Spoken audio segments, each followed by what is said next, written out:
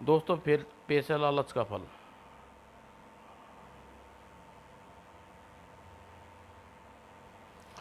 ठीक है, ठीक से तोलो भाई, डांडी मत मारो।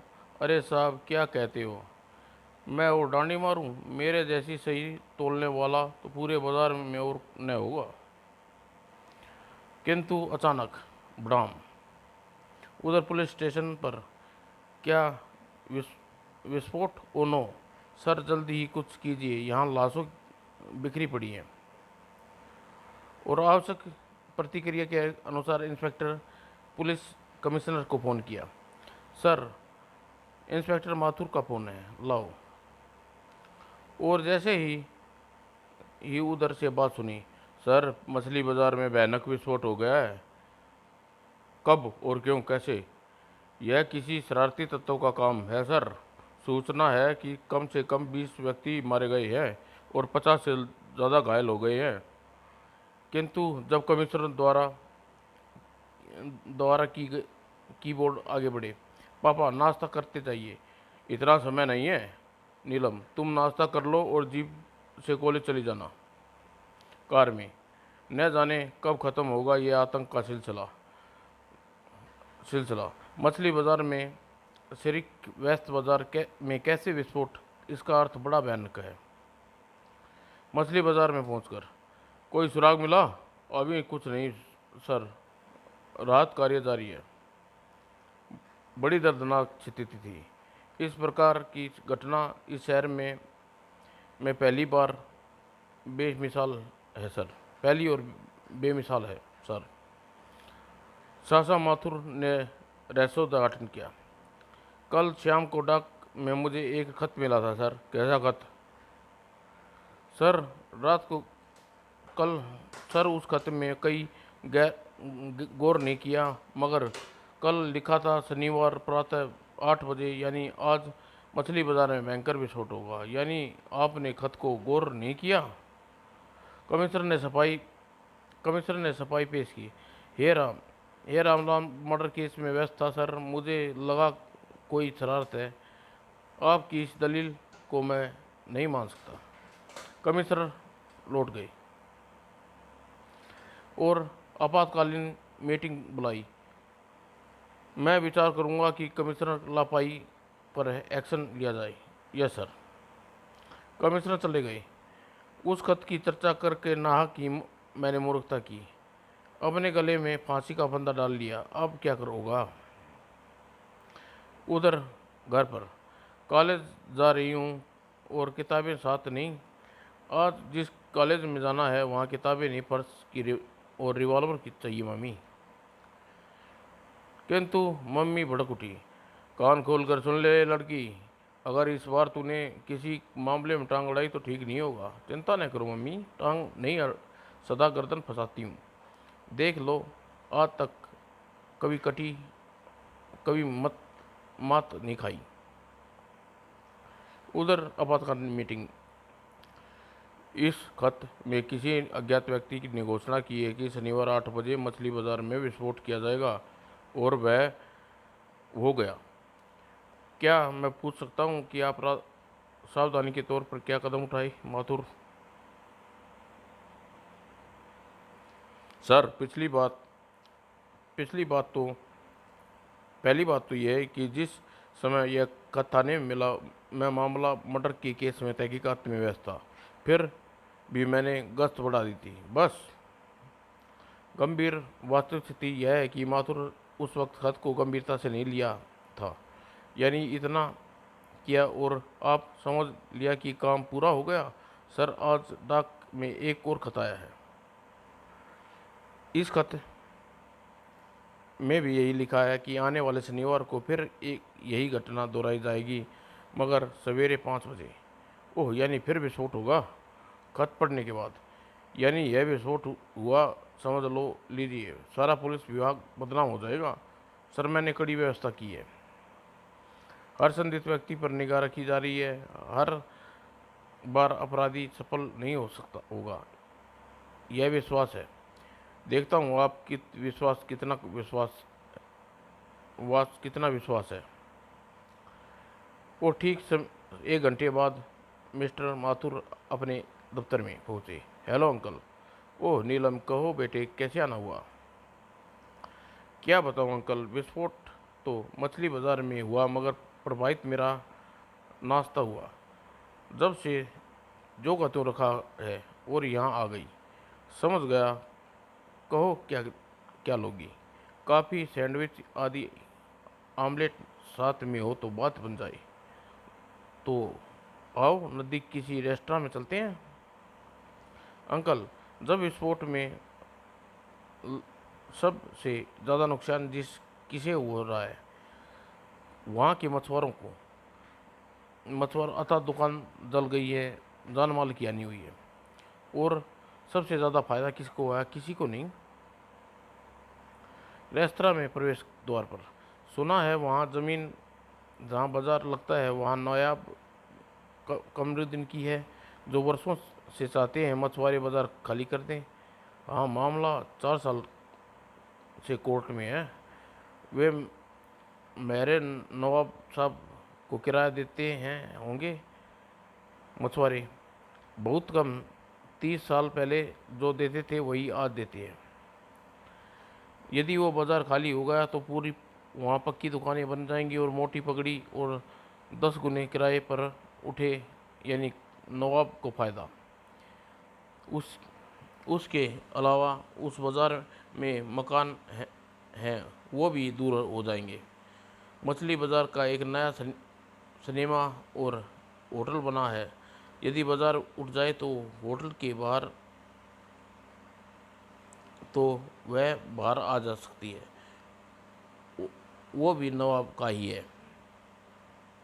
नहीं, वो सेठ बनारसी दास का है। नवाब को तो वह बाज़ार की कीमत तक देने को तैयार है, यानी दोनों का फ़ायदा ही होगा। अंकल, मेरा दावा है कि विस्फोट हुआ नहीं, कराया गया है ताकि बाज़ार उखाड़ जाए। आप क्या ख्याल है सेठ? नवाब या सेठ की साजिश है?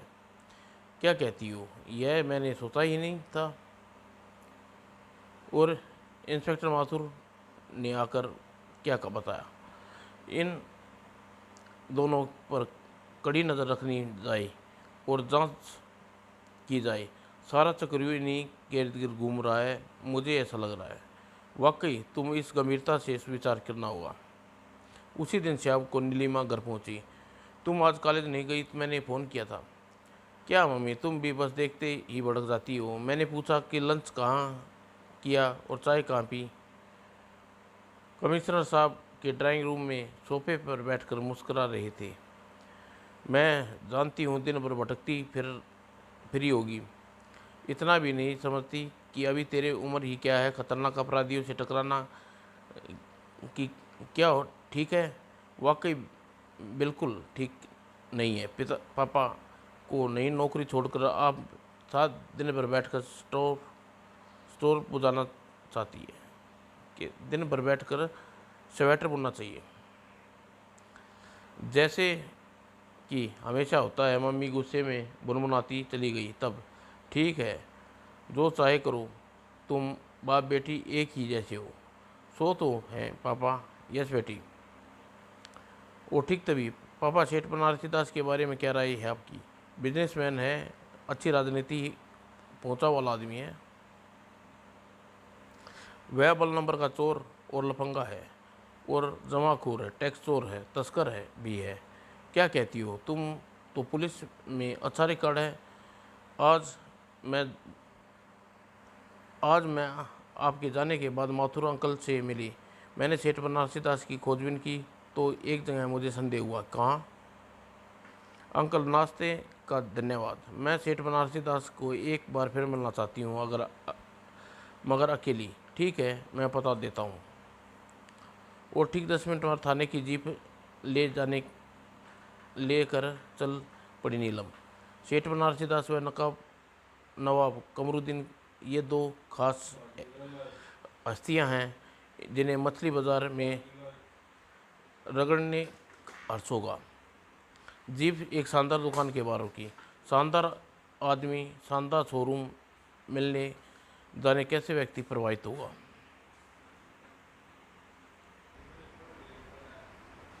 परंतु नीलम ने प्रवेश कर रही थी। अरे यह दंगल जेल में छूटा। अरे बाप रे, यह तो खतरनाक छोकरी है यहाँ भी। और आज भी छगन की इतनी ऊंची हवा की सवारी के लिए कार है। नीलम के दिमाग में एक विचार आने में देर नहीं लगी, वह तुरंत सक्रिय होती है। मुझे जानना चाहिए छगन आजकल क्या कर रहा है, वह किसके लिए यहाँ आया था और सेठ से उसका क्या संबंध है। किंतु छगन को अपना पीछा किए जाने का जरा भी उम्मीद नहीं थी। किधर जाना है साहब? गोदाम नंबर 3 पर। और जब गोदाम के सामने कार रोकी, यह तो कोई गोदाम प्रतीत होता है। ओह, ड्राइवर भी जा रहा है। यह अच्छा अवसर है, चल कर देखना चाहिए कि अंदर क्या है। और नीलम उनके पीछे उतरकर खुले गेट में अंदर अंदर प्रवेश किया। अरे बाप रे, यह तो बड़ा गोदाम है। कई ट्रक खड़े हैं। ये पेटियां से लादी जा रही है। इन पेटियों में क्या है? किंतु तभी नीलम चौंक गई। हिलने की जरूरत नहीं है, हाथ उठाओ और अंदर चलो। ओह, और ड्राइवर ने छगन के पास आया। तुम बस, यह लड़की अंदर झांक रही थी। हाँ छगन, यह सच है। तभी एक मजदूर से पेटी टूट कर फर्श पर गिरी। अरे वाह सोना। हाँ, अब यहाँ से जिंदा वापस नहीं जा सकती। तुम हमारा राज जान लिया। इन बातों में कुछ नहीं रखा छगन। यहाँ मैंने जो मैंने तुम्हें एक डाके के आरोप में पकड़ाया था। हाँ, मैं जगह जानता हूँ। केस चल रहा है, वो गलती दोबारा नहीं होगी। और छगन के आदेशानुसार वही बनी एक हवालात में उसे बंद कर दिया गया। तुम्हारी भलाई सी में है छगन, अपने सेठ के काले करतूत मुझे बता दो। धमकियाँ देने की तुम्हारी आदत अभी गई नहीं है नीलम। हद हो गई। मुझे ही गोदाम में अकेली छोड़कर सब लोग कहाँ चले गए। मुझे निकलने के लिए कोई उपाय करना चाहिए। और छगन फिर वापस आएगा। इस बार वह मुझे ठिकाने लगाने की नीयत से आएगा।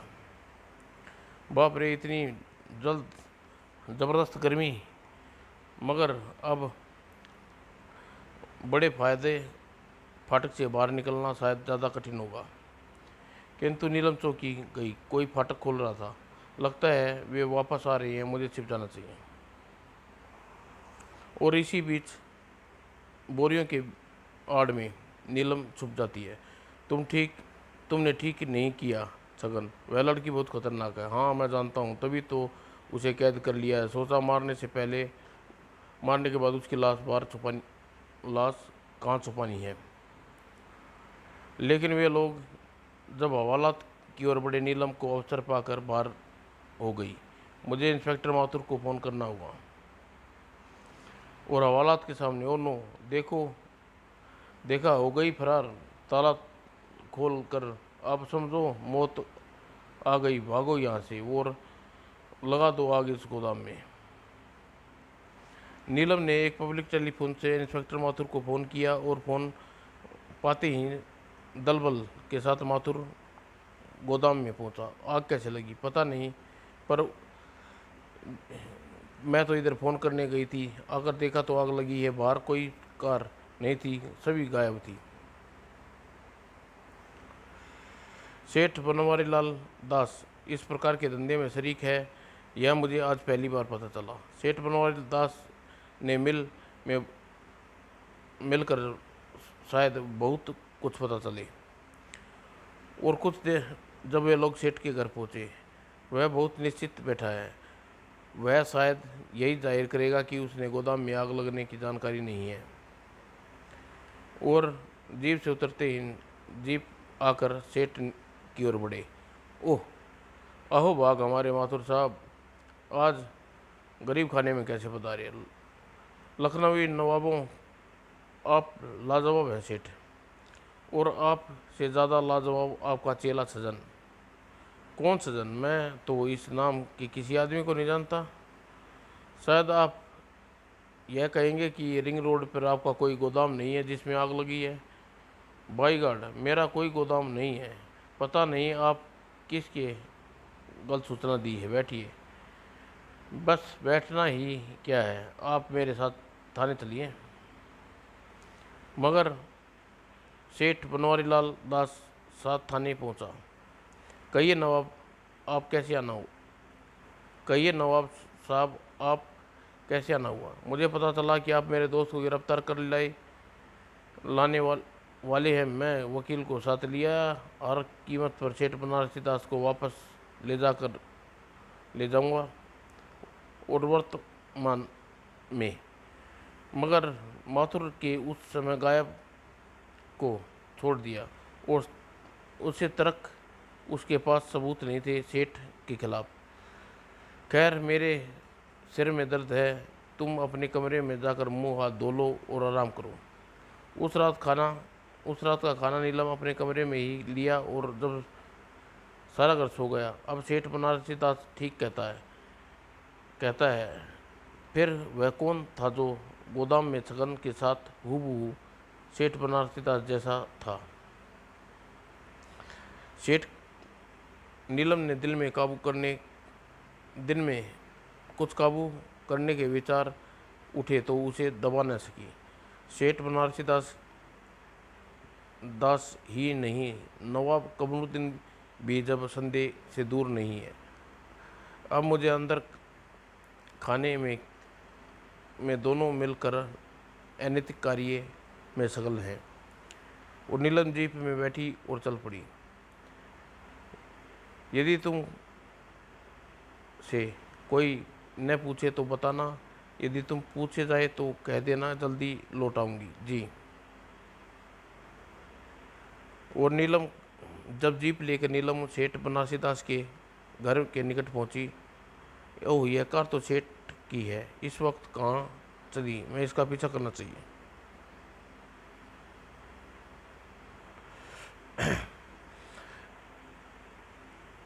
उस समय नीलम चौंक उठी जब कार की पिछली मछली बाजार के सिनेमा के सामने रुकी। रात का 1 बजा है। सज्जन, इस समय बनारसी दास के यहाँ क्या काम? हो सकता है कोई विशेष काम हो, मगर क्या? थाने में साहब कहा था कि इसे सज्जन को नहीं जानता, यहाँ साथ है। नीलम जीप को साइड में लगा दिया और वह सिनेमा हॉल के पिछले भाग से अंदर प्रवेश कर गई। जासूसी का शौक बुरा शौक है, न जान न जान जाने की परवाह, न हाथ पांव टूटने की चिंता। और उस समय हाल खाली था, कर्मचारी छुट्टी पर थे और चौकीदार ही था बस शेष। मैनेजर का कमरा तो ऊपर है, वहीं शायद वे दोनों गए हैं। और जब मैनेजर के कैबिन में पहुंचे, यहाँ तो चंडाल चौकड़ी की बातें सुननी चाहिए। और जब अंदर, मैं चाहता हूँ, यह कब तक चलेगा? जब तक बाजार खाली नहीं होगा। इस का अंजाम जानते हो सजन? तुमने शाम का पेपर नहीं पढ़ा? सबका संकेत नवाब साहब माथुर सेठ और की तरफ है। अगर कहो तो आने वाले शनिवार को सारे बाजार के अखबार वाले को मार डालूं। मुझे ये न्यूज़ खून खराबा पसंद नहीं है। आज तक अलग बात है, खून खराबा अलग बात है, आतंक अलग बात है, खून खराबा अलग बात है। तो फिर कुछ भी करके की जरूरत नहीं है। घर बैठो, मुकदमा लड़ो और जीत गए तो बाजार अपने आप खाली हो जाएगा। मुकदमा जीतने के लिए आसार होते तो चिंता किस बात की थी? मछुआरों की यूनियन से मिलकर सौदा तय कर लो। वे लोग कहते हैं कि मुंह मांगे दाम लो और अपनी ज़मीन से मालिकाना हक छोड़ो। अगर नवाब साहब उनकी बात मान ली तो मुझे कोई फ़ायदा नहीं होगा। मेरा सिनेमा तथा होटल दोनों ही ठप हो जाएंगे और तब एक ही रास्ता है, धमाका धड़ाधड़ होने के मछुआरे खुद भागेंगे। यह बातें खिड़की में कान लगाए नीलम सुन रही थी। तभी खबरदार हिलने की या हरकत करने की चेष्टा मत करना, गोली मार दूंगा। और इससे पहले बिजली से चमकी, यह लो तुम दप। और नीलम ने उसे संभलने का अवसर नहीं दिया, परंतु तुरंत ही दूसरा वार किया। उसी समय अंदर बाहर की आवाज़ कैसी मैं देखता हूँ। और तब तक जब तक बाजार मैन मैनेजर बाहर आया, नीलम सीढ़ियों से जा चुकी थी।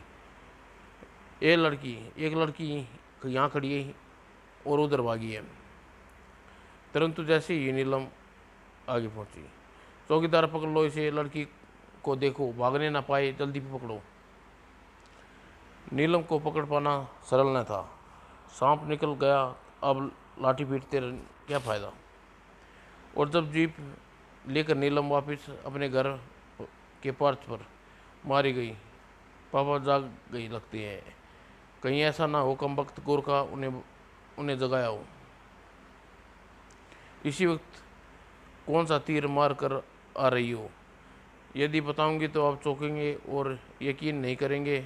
मैं ठीक कह रही हूँ पापा। मैंने उन लोगों की वार्ता सुनी है और उनके अनुसार यह स्पष्ट है कि बम विस्फोट का प्रयत्न नकाब बनारसी दास और सजन ने मिलकर किया है। फिर कमिश्नर साहब के मन में से और ही बात थी। मैं महसूस करता हूँ नीलम कि मेरी नरमी और प्यार तुम नाजायज़ फ़ायदा उठा रही हो। दिन पे दिन ज़्यादा खतरे से खेलने लगी हो। ओह पापा। नीलम अपने कमरे की ओर बढ़ गई। आप तो कहते हैं कि क्षेत्रों में हमारा धर्म खतरों से खेलना है, कानून को मानता मानवता की रक्षा करना है, चाहे उसके लिए प्राण क्यों न चले जाएं। और मैं भी यही चाहता हूँ कि तुम खतरों की तरफ बढ़ रहे अपने कदमों को रोक लो, वरना मुझे सख्त बनना पड़ेगा। किंतु नीलम के जाते ही दिन पर दिन हद होती चली जा रही है। न रात देखती है और न दिन। मुंह उठाया जब चल देती है आगे आग से खेलने के लिए। बेटी किसकी है? मेरी बहादुर तो होगी। आपने ही साथ दे रखी है, कर बिगाड़ रखा है। मैं उसे डांटता तो हूँ नीलम की माँ, अगर मगर मुझे नाज है कि अपनी बेटी पर एक दिन वह मान जासूस बनेगी। किंतु नीलम से थैंक यू पापा, लो चढ़ गई बांस पर, मिल गई सा। अगले दिन रविवार को, गुड मॉर्निंग पापा, आज किस गोदाम में आग लग गई लगानी है? आज रविवार है, पूरा अवकाश रहेगा। कहो घर से बाहर नहीं जाऊंगी, किचन में मम्मी के साथ दूंगी, बड़ी बात होगी। और शुक्रवार तक नीलम अपने सामान्य दिनचर्या पर रही, उस विचार से उसे कातिलाना हमला होगा। मगर मेरी तरफ से वे लोग इतने लापरवाह कैसे हो गए? क्या उन्हें इस बात का भय नहीं कि मैंने उनकी बातें सुनी हैं? जब नीलम घर पहुंची, नीलम तुम्हारे विचार से सघन ही था। तुमने बनारसी दास के साथ देखा था? जी हाँ, मुझे जरा जरा भी शक नहीं। आपको याद होगा कि कल शनिवार है, अतः 5 बजे बम विस्फोट होगा। अव्वल तो अब विस्फोट नहीं होगा। यदि किसी ने प्रयत्न किया तो वह हमारे जाल में फंसेगा। शायद आप भूल रहे हो कि सदन का पूरा हाथ सेठ बनारसी दास और नवाब शरीक हैं। और जाने क्यों मेरी बात आप यकीन नहीं कर रहे, उसका एक कारण है। आज हमें एक कार एक्सीडेंट की सूचना मिली और उसमें सड़े हुए 2 शव मिले। एक शव पहचान लिया, सिनेमा का मैनेजर का शव है, दूसरा सजन का शव। सजन का शव? हाँ, छगन को आज ही ग्रीन पार्क के पास कार में जाते देखा था। वो कोई और होगा। मरने वाले का चेहरा बिगाड़ दिया। मैं उसकी जेब से मिले पर्स में फोटो पत्थर और उसे सजन सिद्ध करते हैं। क्या आप कह रहे हैं कि चलिए मुझे वो सब दिखाइए? चलो, विश्व का विचार एक्सीडेंट कम से कम 10 दिन पहले हुआ है और शवों में आने वाली दुर्गंध से भी यही सिद्ध होता है। और जीप में बैठकर वहाँ पहुँचे। कुछ देर आप कुछ भी कहिए आप, यदि उनके हाथ पांव सलामत हैं तो देखते ही बता दूंगी छगन है अथवा नहीं। केवल चेहरे खराब है, बाकी सब ठीक है। मुर्दाघर में नीलम छगन के दिखा। मैं दावे के साथ कह सकती हूँ यह छगन नहीं है। छगन के दाएं हाथ पर 6 उंगलियां थी और बाएं हाथ में केवल 3 उंगलियां हैं। तुम्हें भ्रम भी तो हुआ तो नहीं? नहीं अंकल, पिछली बार मैंने उसे गिरफ्त में कराया था। यकीनन न हो तो जेल के रजिस्टर में पता करो, वहाँ दर्ज होगा। उस उसने किसी हत्या करने की यही नाटक किया होगा। मगर क्यों? ताकि उसे मृत मान लिया जाए और वह भेष बदल कर नया जीवन जी सके। और जब कोठी आ गई, आज रात तो मुझे व्यस्त रहना है ताकि कल बम विस्फोट न हो सके। कल तक मामले को नए सिरे से देखूंगा। ईश्वर ने चाहा तो सारे मामले में आज रात ही साफ हो जाएंगे। उधर रात को 10 बजे। गधे, यदि आज तूने मम्मी से शिकायत की तो ठीक नहीं होगा। नहीं मिसी बाबा, मैंने उस दिन भी शिकायत नहीं की थी। उस दिन साहब जाग गए थे और जीप स्टार्ट करने की आवाज़ से। Setup idiot. और मछली बाजार से पहले चौराहे पर कुछ हाटे और एकांत में। बाजार धीरे धीरे सन्नाटा होने लगा। कुछ देर बाद पुलिस गश्त बढ़ जाएगी। जीप की ओट में मछली बाजार से पूर्व भिखारी टोटा उजड़ मछली बाजार से पूर्व में भिखारी टोटा तो उजड़ दिया, मगर कुछ भिखारी वीरान बाजार में रात गुजारते हैं। और नीलम भी पाँव भिखारी के भेष में थी। मुझे ऐसी जगह मार्च लेना होगा जहाँ से मैं हर नज़र रख सकूँ। मुझे एकाएक कोई न देख सके। और भिखारी टोले की तरफ वो उजड़े झोपड़े बिखरे पड़े जिन्हें पुलिस वाले भिखारी को भगा कर न रहने योग्य बना दिया। नीलम ऐसे स्थान पर थी जहाँ सब तरह नज़र रखी जा सकती। कहते थे माथुर अंकल की पुलिस की सख्त व्यवस्था है, खास व्यवस्था है। यहाँ मुझे आते ही किसी ने नहीं टोका। और वक्त तेजी से सरक रहा था। रात के 2 बजे नीलम को झपकी आने लगी। ओह नींद आने लगी है। सब ठीक नहीं। यदि सो गई तो जब सब किया दिरा चौपट हो जाएगा। किंतु चौकी, ये क्या? भिखारी को भी किसी ने नहीं टोका क्या? खाक सख्त पुलिस की खाक गश्त पुलिस की। और तभी इस की चेष्टा कुछ अजीब सी लग रही है। मेरा अभ्यास अभी नहीं मिला।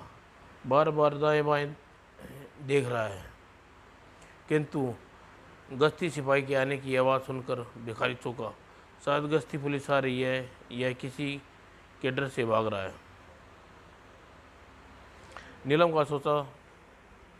नीलम ने सोचा भिखारी शायद अंदेशा है कि पुलिस वाले यदि उसे देख लिए तो भगा देंगे। फिर वह अपनी फिक्र हुई। वह लोग हर दुकान को अंधेरे में टॉर्च की रोशनी से देख रहे हैं। मुझे भी अपना छिपा लेना चाहिए वरना पोल खुल जाएगी। किंतु नीलम ने तुरंत अपने छुपने का स्थान खोज लिया। अगर हर दुकान और एक एक बल्ब लगा दिया जाए तो क्या अर्ज है? यह काम करता कौन, तुम या मैं? और सिपाही आगे बढ़ गए। नीलम नीलम उतर आई, मगर हद हो गई। क्या वो भिखारी भी बेस मेज के समान शान टाँट छिपाए छिपा है? वक्त धीरे धीरे सरक रहा था। सहसा उसने देखा, वही भिखारी तेजी से उस ओर आ रहा था, मगर मुझे फिर कोने में सरक जाना चाहिए, इसी ओर आ रहा है। अरे यह क्या, अब तो दो हैं, इसका एक साथ पहले पहले से था। और नीलम कोने में सुकड़ कर बैठ गई। दोनों भिखारी बातें करने लगे। हद हो गई यार, अभी तक वो नहीं आया। कहीं ऐसा तो नहीं उसने अपना इरादा बदल दिया हो? अगर वो धोखा दिया तो कसम पैदा करने वाले की उसे ज़िंदा नहीं छोड़ूंगा। शायद, देखो शायद कोई आ रहा है, देखो। गश्त गश्त तो नहीं है। और उधर इंस्पेक्टर माथुर चंद सिपाहियों के साथ नीलम की जीप के पास पहुंचा। यह जीप कमिश्नर साहब की बेटी नीलम की है। जी हाँ, उन्हीं की प्रतीत होती है। यह बैग मुझे दे दो। तुम सब सामने राउंड लगाओ, मैं बाजार के अंदर जांच करता हूँ। सर अकेले? क्यों अकेले, क्या मुझे शैतान खा जाएंगे? नहीं नहीं सर, जय हिंद। और तब उधर वे भिखारी, वो ही आ रहा है। मेरे ख्याल से ठीक समय पर आया है। 3 तो बज ही गई है। और दोनों भिखारी बेताब नजर आए बेच बेताब नजर आए। बड़ी देर कर दी। क्यों, अभी बस 3 बजे हैं। और ज़रा संभल कर निकलना, कहीं हाथ ही न फट जाए। और माथुर अंकल और बम कांड में, हे ईश्वर, अब क्या समझ में आया, इनके सेठ क्यों नहीं गिरफ्तार किया गया था? अब अब इंस्पेक्टर माथुर के जानने लगे। जरा सावधान रहना मिस्टर कमिश्नर की जासूस लड़की नीलम भी कहीं आसपास है। मैंने उसकी उसकी जीप देखी है। तो यार, उसकी जीप में टाइम हम फिट कर देंगे। लगता है तुम्हारा दिमाग चल गया है।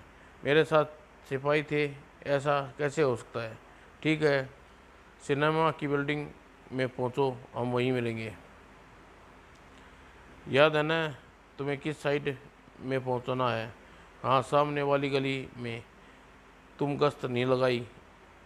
वो गली सिनेमा के पीछे का ही पिछले हिस्से तक पहुंचेगी। और को तरफ दोनों ने बम एक तरफ रख दिया।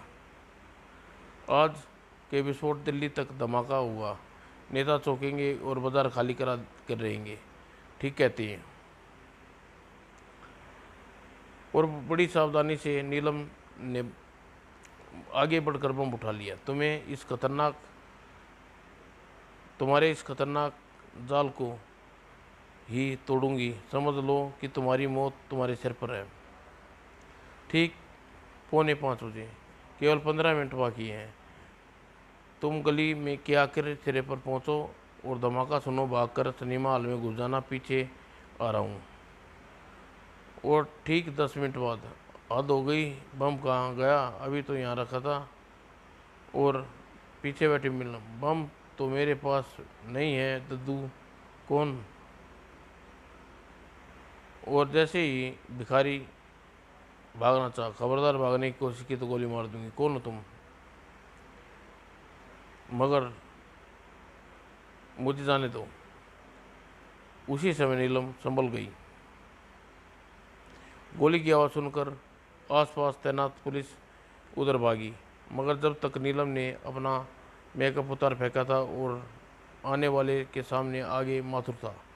अरे नीलम, तुम? माथुर साहब, मैंने अपराधी को पकड़ लिया है। आप लोग मुझसे दूर रहें, वरना किसी भी क्षण बम फट सकता है। लाओ यह बम मुझे दो। हरगिज नहीं। तुम अपने बायां हाथ दिखाओ मिस्टर माथुर। माथुर समझ गया भेद खुल गया है। तभी रिवॉल्वर की तरह हाथ मत ले जाना मिस्टर माथुर, वरना गोली मार दूंगी, क्योंकि तुम सजन हो। देर तो हुई, मैंने तुम्हें पहचान लिया। और कुछ ही मिनट बाद घटनास्थल पर काफ़ी पुलिस जमा हो गई। आने वाले कमिश्नर साहब भी थे। पापा, इस आदमी को पहले रिवॉल्वर छीनो, फिर इसके चेहरे पर फेस मास्क उतारो। यह सजन है, असली इंस्पेक्टर माथुर का पता नहीं कहाँ है। ओह गॉड। और आदेश पर माथुर के रूप में सजन को गिरफ्तार किया गया और नकली मास्क उतार लिया गया। माथुर कहाँ है? जिस आदमी के शव कार में पाया गया था सजन के रूप में, वही माथुर थे। और तुरंत सिनेमा को घेर लिया गया, वहाँ छापा मारा। कौन? तुम्हें हिरासत में लिया जाता है, षड्यंत्रकारी सेठ बनारसीदास